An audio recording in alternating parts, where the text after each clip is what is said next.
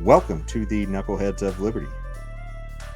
Nothing says failed administration like starving people. I tell you, that's about the surest sign. And I think maybe we can get an image of this. The UN is saying, "Hey, look, we're headed for a lot of hungry people out there in the world." They're saying that they're seeing increases in the neighborhood of around 500%. As far as people who are going to be experiencing famine conditions.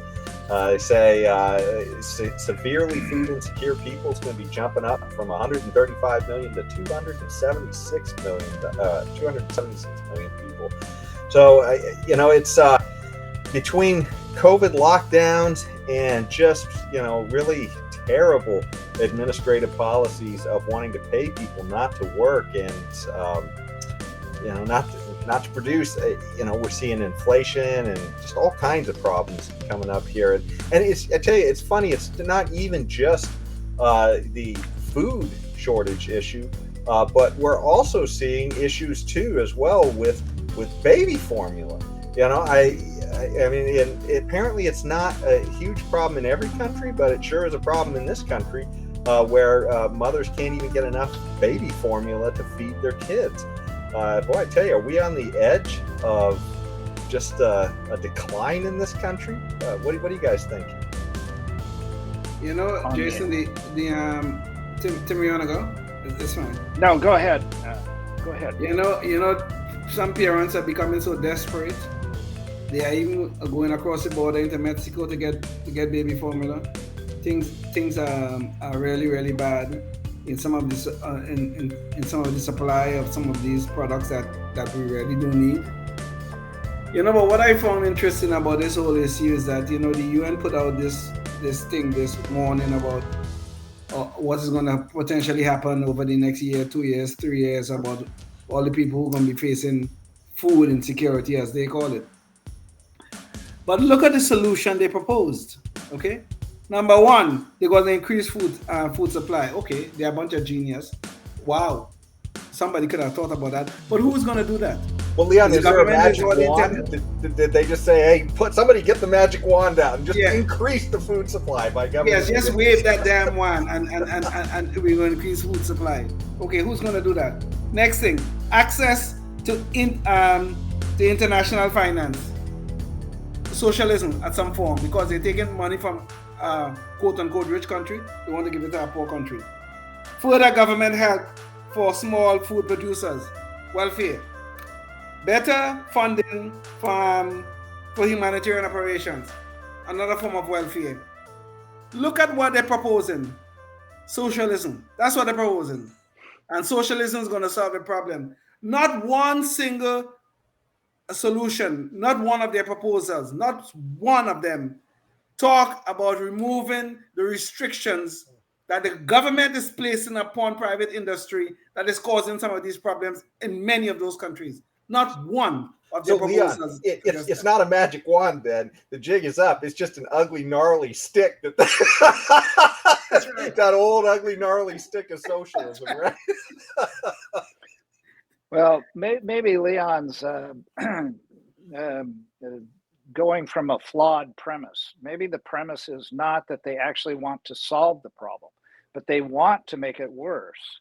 Oh. And I mean, why else? Number one, would their actions in the past have helped? Not it's always difficult to grow enough food, but have helped to get us to this situation. And what better way of promoting their whole global warming agenda and any kind of restrictions and usurpations of freedom associated with that, but to have everybody starving to death? I mean, then it's like, well, if you would have just listened to us a long time ago, and we would have the socialism that we want to have anyway.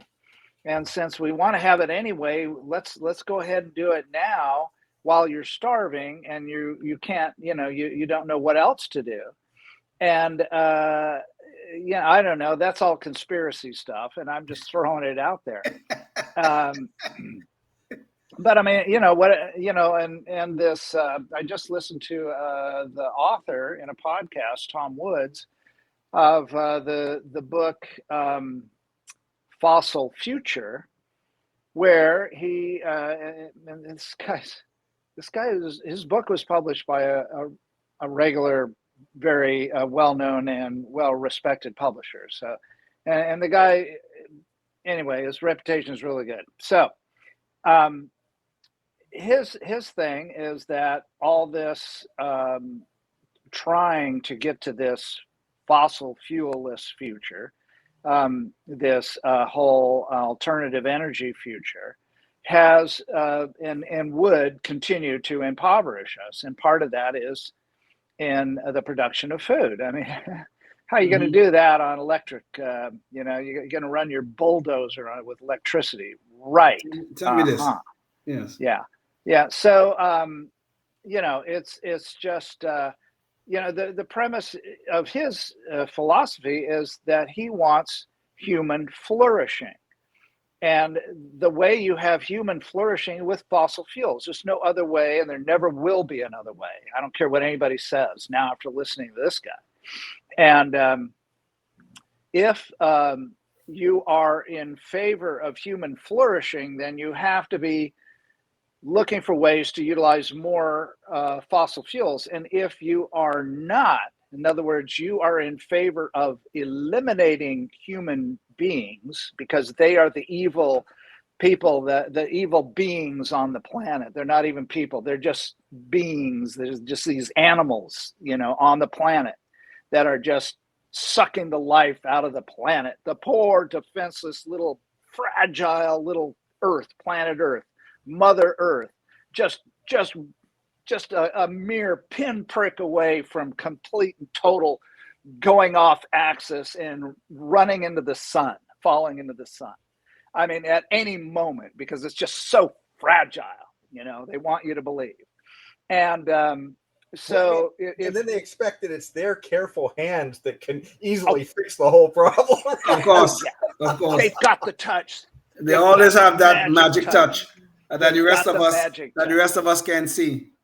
Yes, and because we're such stupid people. Exactly. So we're just selfish, destroyers of the universe, and they are the saviors of the universe. No, they hate human flourishing, and they are not in favor of it, which is why they want us to all this nonsensical, but ugly, did I say that?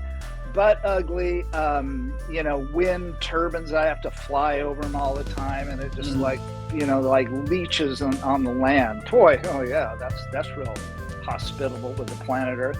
Anyway, they want us to do all that kind of nonsense. Oh, I fly over acres of solar panels too.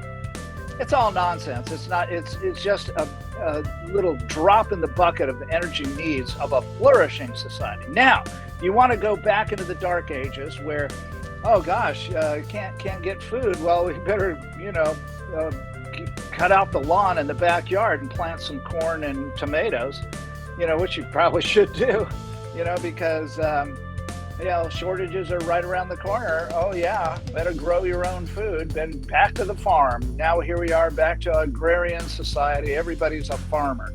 That's what they want. They want us to live in, I'm just going from what their actions are and what they talk about. Well, everybody except them, Tim. Everybody except them, exactly. As long as they can have their caviar, their yogurt, and their salad, they're okay. It's the rest of us. Well, of course. They've got the magic touch. So they got the Midas touch too. And they've figured it out a lot better than I have. And I'll grant them that. Okay. Kudos to them for figuring ways of sucking money out of regular people, because they sure don't earn it. They figured a way to get it, but they don't earn it. And our wonderful president Joe Biden is a perfect example of somebody that's lived off the public dole his entire life. He's just a blood-sucking leech that can't even remember his own name. But anyway, there we go. Well, go ahead. Just to close this off. Government action will not solve this problem, okay? even Gavin Newsom have to acknowledge this stuff in this energy issue. He acknowledged it just a little bit because he's trying to save one of the nuclear power plants, which was scheduled to close. I think it's the Abio Canyon or one of them. He's trying to save it. You know why? Because they're just beginning to realize, they're just beginning to wake up that these renewables are not going to solve our energy problems. These renewables are making the grid unstable, and we're going to be facing a bunch of blackouts this summer. Watch it. It's coming. Oh, I can't wait to tell my liberal, well, I'm not going to tell them because I don't do that anymore, but I can't wait for my liberal friends to be complaining, I lost my air conditioning in Sacramento and I'm so hot, I can't even think straight. Well, you never thought straight in the beginning, and that's why you're hot. Well, life, liberty, and the pursuit of happiness, always and forever.